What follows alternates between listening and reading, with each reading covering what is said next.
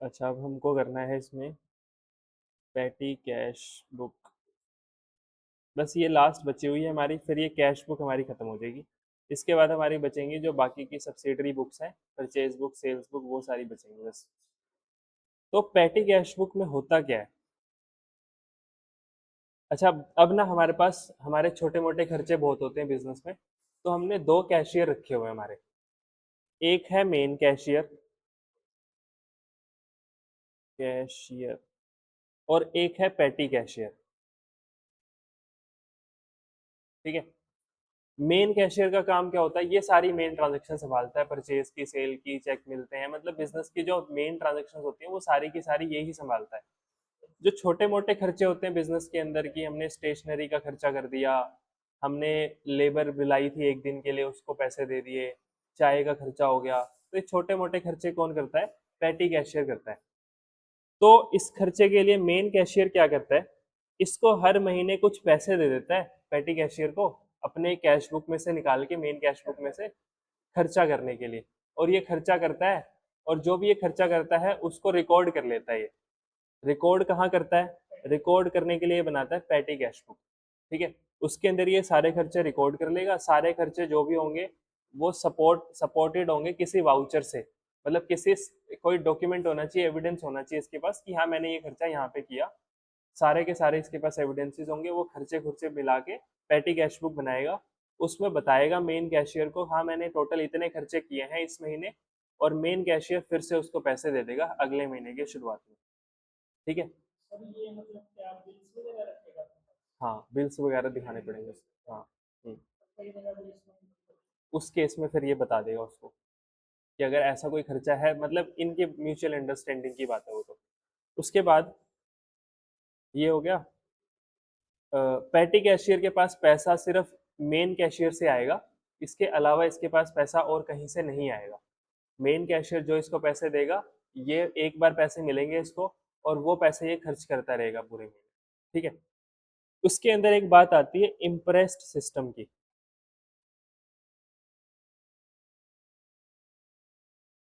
Impressed system का मतलब क्या होता है कि हमारा मेन कैशियर जो है वो हर महीने के बिगिनिंग में इसको एक फिक्स्ड अमाउंट देगा। इस सिस्टम के अंदर हर महीने के बिगिनिंग में इसको एक फिक्स्ड अमाउंट मिलेगी। फिक्स्ड अमाउंट मान लेते हैं वो है 10,000 रुपये, कि 1 जनवरी 2025 को, 2026 को इसने 10,000 रुपये दिए पैटी कैशियर को। ठीक है। तो इसके पास 1 जनवरी 2026 को आ गए 10,000 रुपये। इसने क्या किया? पूरे महीने इसने खर्चे किए, और जो खर्चे किए इसने, मान लेते हैं खर्चे किए 9400 के, 9400 उसमें खर्च कर दिए, बचे कितने इसके पास? 600 रुपये इसके पास बैलेंस बचा। ये कब का बैलेंस है? 31 जनवरी 2026 का महीना खत्म हुआ, इसके पास बैलेंस कितना बचा हुआ है? 600 रुपये। इसने खर्च कर दिए थे 9600। उसके बाद 1 फरवरी 26 नया महीना शुरू होगा जब, तो इम्प्रेस सिस्टम के हिसाब से मेन कैशियर क्या करेगा? इसको फिर से रीफिल कर देगा, ताकि इसके पास महीने के शुरुआत में फिर से कितने हो जाएं? 10,000 हो जाएं। तो इसको कितने दे देगा ये? 9400 दे देगा। फिर से महीने के शुरुआत में इसके पास कितने हो गए? 10,000 हो गए। और फिर से ये अपना खर्चा करेगा, और ऐसे ही ये सिस्टम चलता रहेगा। तो इसको हम क्या बोलते हैं? इसको बोलते हैं इम्प्रेस्ड सिस्टम। ठीक है। तो फिर ये, इसके पास पैसे ही नहीं है खर्च करने के लिए ज्यादा, अगर हो गए तो इसको महीने के बीच में मांगने पड़ेंगे। वो कंपनी टू कंपनी डिपेंड करती है, जिसमें जितने उसके एवरेज खर्चे होते हैं महीने में, उसके हिसाब से कंपनी डिसाइड कर लेती है इसमें। तो बीच में मांग लेगा उससे, आएगा यहीं से पैसा, मेन कैशियर से। पर ये अमाउंट वैसे से डिसाइड होती है कि ये खर्चा उसी लिमिट में होगा। ठीक है। उसके बाद अब हमको बनानी है पैटी कैश बुक। बनती कैसे है पैटी कैश बुक? इसका फॉर्मेट क्या होता है? तो इसका फॉर्मेट है,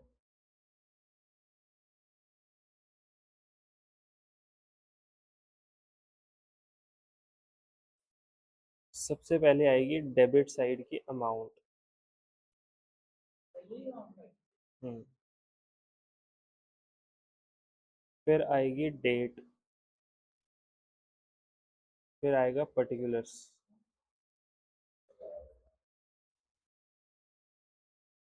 उसके बाद आएगा टोटल पेमेंट्स, फिर कॉलम बनेंगे खर्चों के।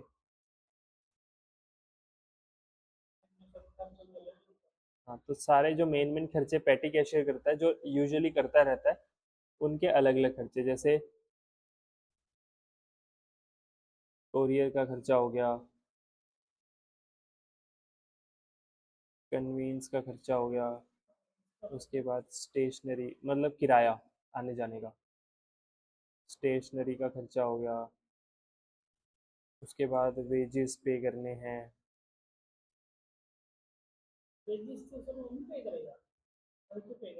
जो वेजेस वैसे वेजेस होते हैं वो तो वही पे करेगा, पर जो ऐसे हमने बीच में कोई ऐसे काम करवा लिया किसी से, तो छोटे मोटे अगर खर्चे हैं तो ये कर देगा। उसके बाद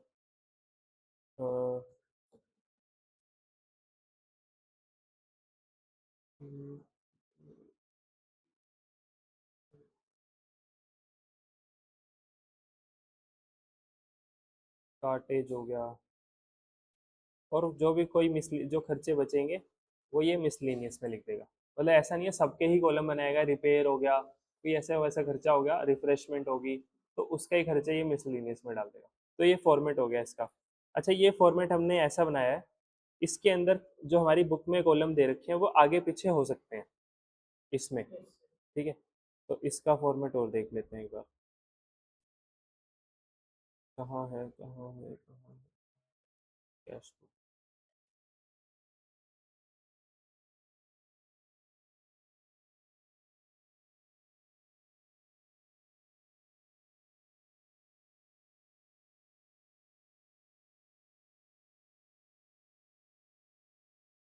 पहले लिखा हुआ है रिसीट्स मतलब अमाउंट डेबिट वाली, फिर लिखी हुई है डेट, फिर लिखा हुआ है वाउचर नंबर। वाउचर नंबर का मतलब है कि जो भी उसने डॉक्यूमेंट लगाया है उसके साथ उसका नंबर क्या है। उसके बाद पर्टिकुलर्स, फिर टोटल पेमेंट्स आ गया, फिर ये खर्चों के वो कॉलम आ गए, कन्वेंस आ गया, कार्टेज आ गया, स्टेशनरी, पोस्टेज, वेजेस, सन्ड्रीज मतलब मिसलेनियस खर्चे हमारे, ठीक है। तो ये इसका फॉर्मेट हो गया। अब हमको इसमें बनानी है पेटी कैश बुक, तो चलो ये बना लेते हैं। ये क्वेश्चन है हमारा, इसको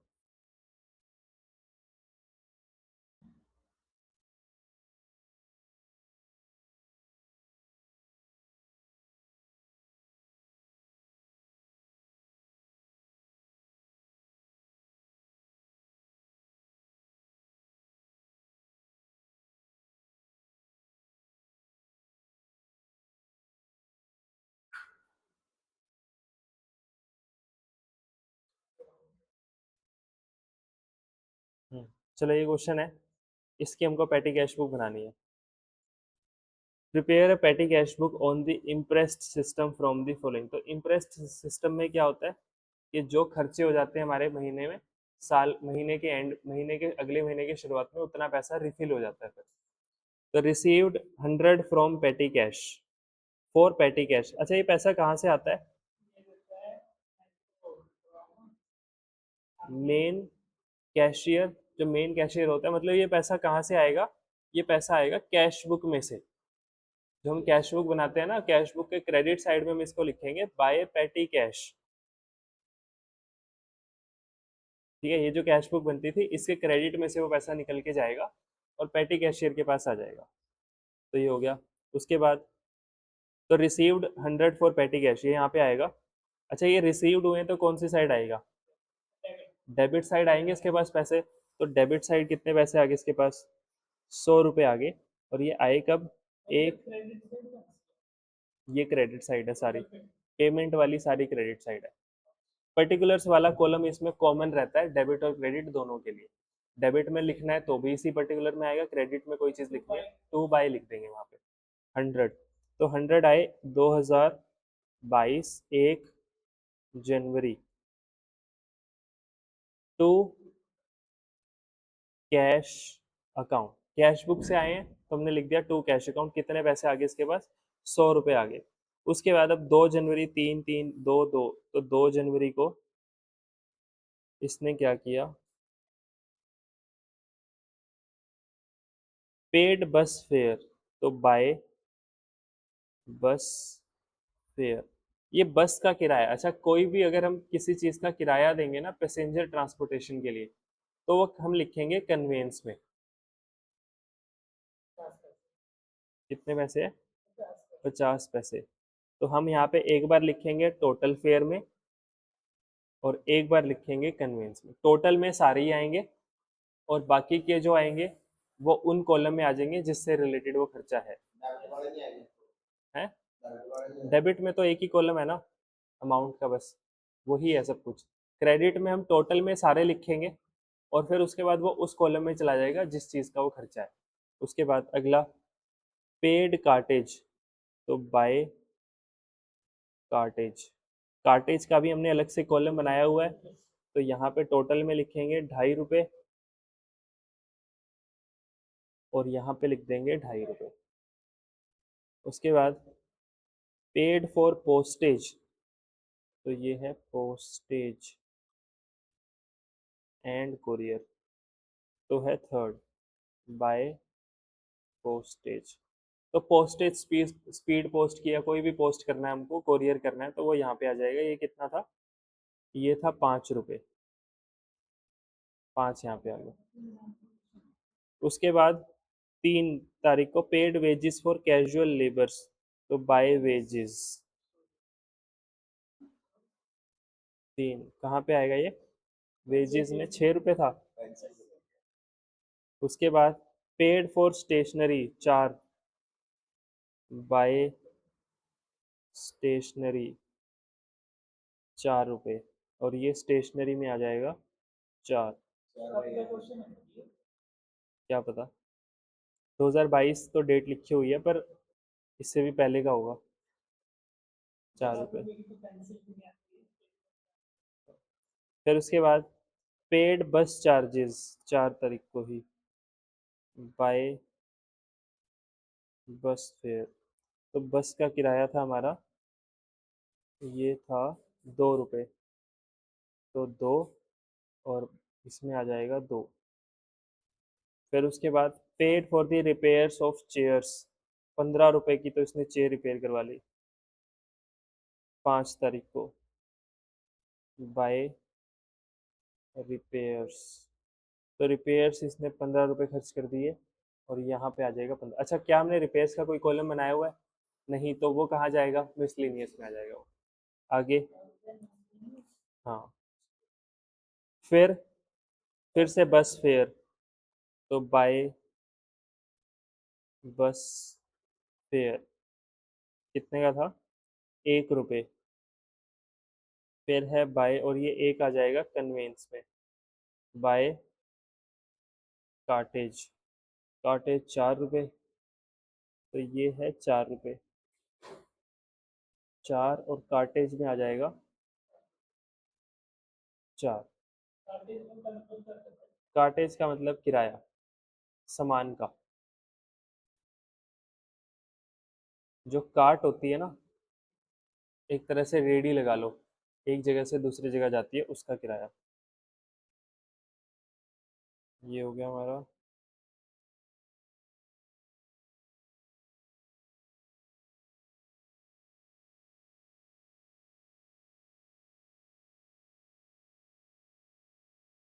उसके बाद वैसे इनकी डेट्स क्या थी? बस फेयर 5 और 5, 5 5।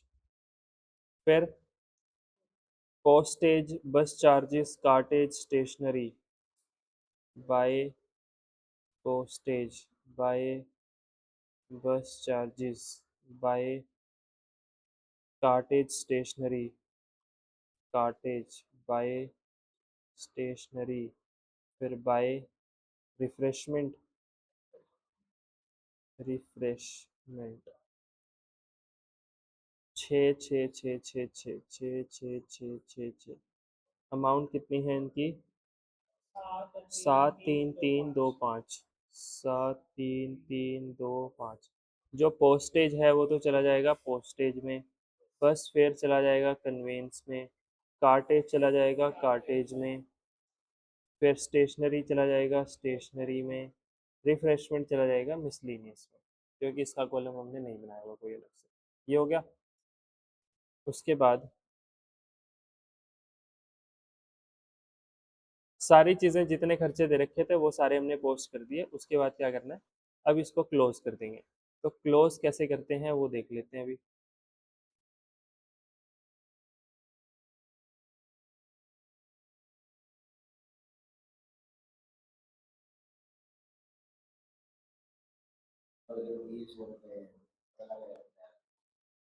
सर कभी भी इसकी क्रेडिट परसेंट ज्यादा नहीं होगी ना टाइम से। हाँ, तो हम टोटल करेंगे पहले इनका,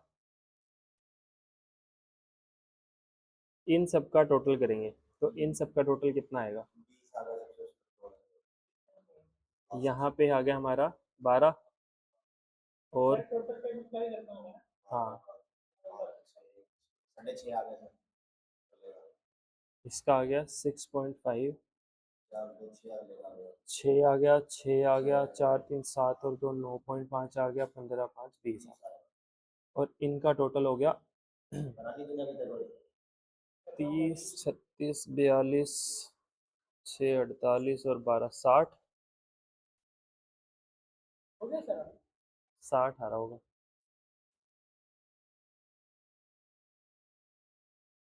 कितना आ रहा है, 60।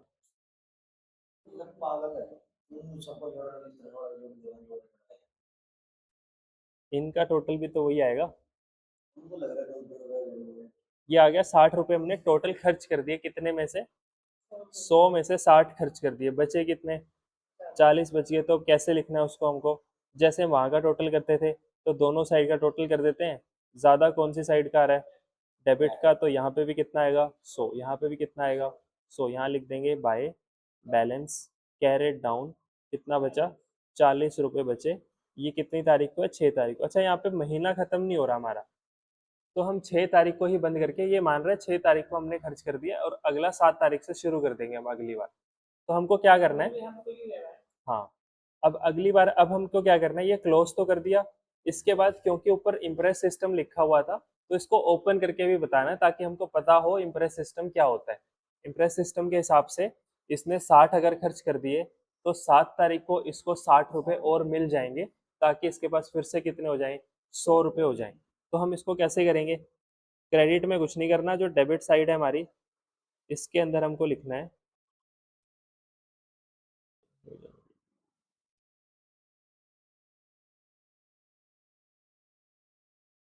यहाँ पे हमको लिखना है टू बैलेंस ब्रोड डाउन। 7 तारीख को कितने पैसे हमारे पास 40, ये ओपन कर दिया। उसके बाद टू कैश अकाउंट, कितने पैसे और आ जाएंगे इसके पास, 60 रुपये आ जाएंगे, 100 हो गए, और फिर से वो खर्च करना शुरू कर देगा। तो समझ आ गया, आसान सी है पेटी कैश बुक, बस ये फॉर्मेट याद कर रखना पड़ेगा, बाकी तो कुछ नहीं है। अच्छा, फॉर्मेट ना 11वीं क्लास में ऐसे एक शॉर्टकट सा याद किया हुआ है उन्होंने, क्या याद है, PWCCSM, ये खर्चों के कॉलम है। PWCCSM, पी से क्या है, पोस्टेज एंड कोरियर, डब्ल्यू से वेजेस है, सी से कन्वेंस है और सी से कार्टेज है, एस से स्टेशनरी है और एम से मिसलिनियस है। ठीक है, तो ये कॉलम हम यहाँ पे ऐसे बना लेंगे, PWCCSM, अभी तो आगे पीछे किया हुआ है ये। तो PWCCSM, पी से पोस्टेज, सी से कार्टेज, सी डब्ल्यू से वेजेस, सी से कन्वेंस, सी से कार्टेज, एस से स्टेशनरी, एम से मिसलिनियस, ये हो गया। फिर डेबिट साइड में अमाउंट, डेट, एक वाउचर नंबर का कॉलम आएगा, फिर पर्टिकुलर्स, फिर टोटल पेमेंट्स, और फिर वही PWCCSM। ठीक है, जो पर्टिकुलर्स है वो इसमें कॉमन रहता है दोनों चीज़ों के लिए, डेबिट और क्रेडिट के लिए। डेबिट में कोई चीज़ लिखनी है तो 2 से शुरू कर देंगे, क्रेडिट में लिखनी है तो 22 से शुरू कर देंगे। ये होगी हमारी पैटी कैश बुक खत्म।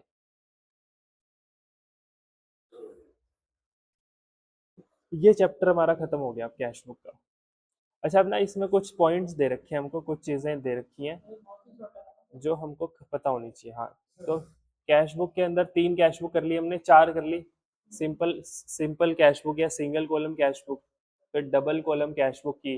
डबल कॉलम में कैश या बैंक का बनेगा, या फिर कैश या डिस्काउंट का बनेगा। उसके बाद ट्रिपल कॉलम कैश बुक में कैश भी बनेगा, बैंक भी बनेगा और डिस्काउंट भी बनेगा। उसके बाद हमने ये पेटी कैश बुक की। अच्छा, इसके अंदर ना कुछ पॉइंट्स लिखे हुए हैं।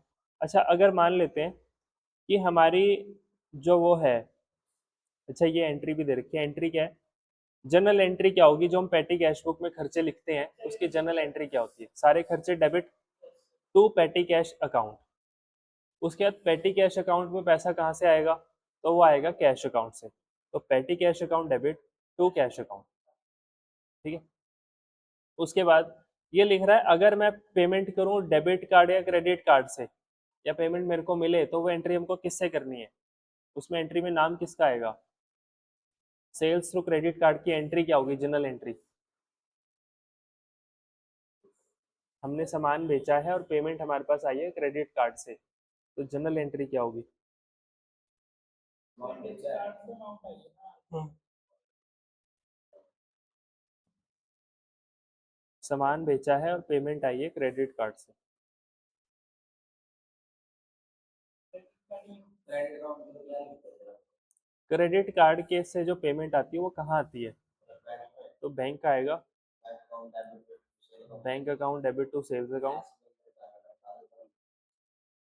ये एंट्री होगी। अगर हम पेमेंट भी करते हैं डेबिट क्रेडिट कार्ड से तो भी बैंक का नाम यूज होगा। ठीक है। उसके बाद अच्छा एक और चीज़ है कि अगर हमको किसी से चेक मिलता है और वो चेक हम इंडोर्स कर देते हैं किसी और को, तो क्या करते हैं हम?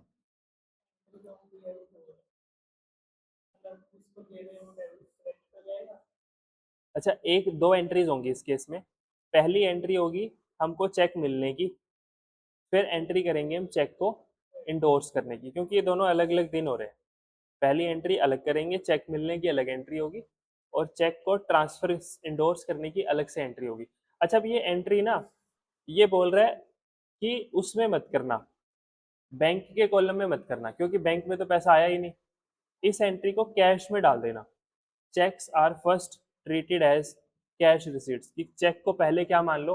कैश रिसीट मान लो। इसका मतलब जो चेक इन हैंड वाला कॉन्सेप्ट हम करते थे ना, वो यहाँ एप्लीकेबल नहीं होगा।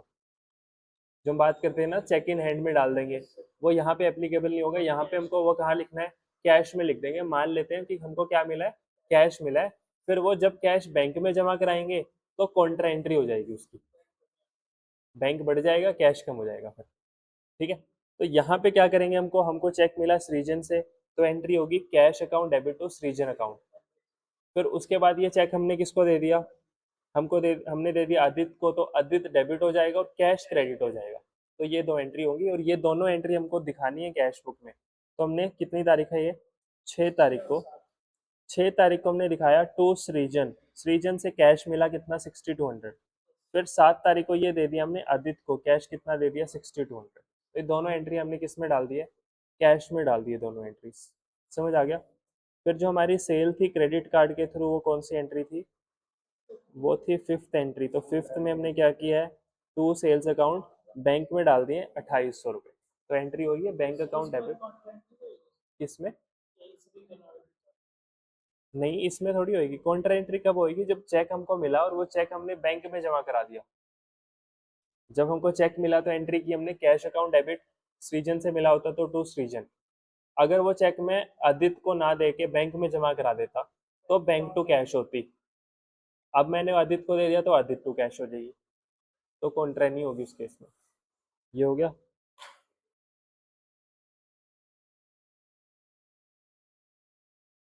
अगर हम चेक सेम डे डिपॉजिट करा देते हैं फिर तो बैंक में ही आ जाता है पैसा, कि हमको चेक मिला, ये क्या नाम है इसका,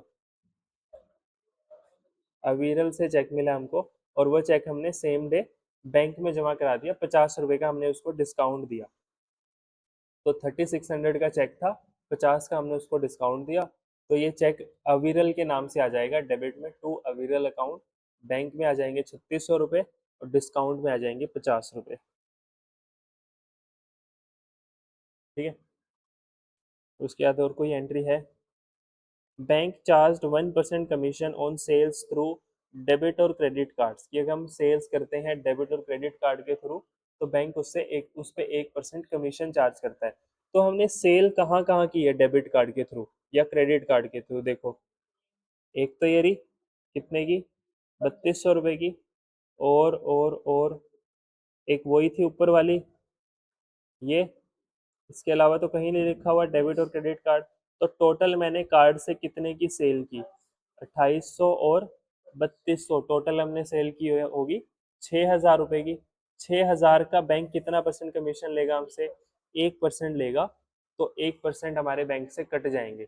6000 का 1% हो गया 60 रुपये, बाय कमीशन अकाउंट बैंक से कट जाएंगे 60 रुपये, बाय कमीशन बैंक से कट जाएंगे 60 रुपये। ये एंट्री समझ आ गई लास्ट वाली, कि जहाँ पे भी बोला हुआ कमीशन हमको डेबिट और क्रेडिट कार्ड पे लगेगा, तो पहले देख लेंगे हम कि कहाँ कहाँ पे डेबिट या क्रेडिट कार्ड की एंट्रीज है। हाँ, पर चेक पे कटता नहीं है, क्रेडिट क्रेडिट कार्ड पे कटता है, जो मशीन होती है उसके चार्जेस होते हैं। हाँ, डेबिट कार्ड में नहीं कटता, क्रेडिट कार्ड में कटता है, 2% का कटता है शायद, 1.5-2%। टीडीएस के नाम पे कुछ करते हैं। वो टीडीएस नहीं होता, बैंक का कमीशन होता है। बैंक बोल रहा है हम तुमको फैसिलिटी दे रहे हैं, तुम पेमेंट कार्ड से रिसीव कर सकते हो, तो उसके प्लेटफॉर्म के चार्जेस लेते हैं वो उनसे। बैंक की तरफ से ये एक सर्विस दी जा रही है ना, जिसका फायदा हमको मिल रहा है, तो बैंक बदले में कमीशन लेता है। हाँ, और क्या ऐसे ही कमाते हैं।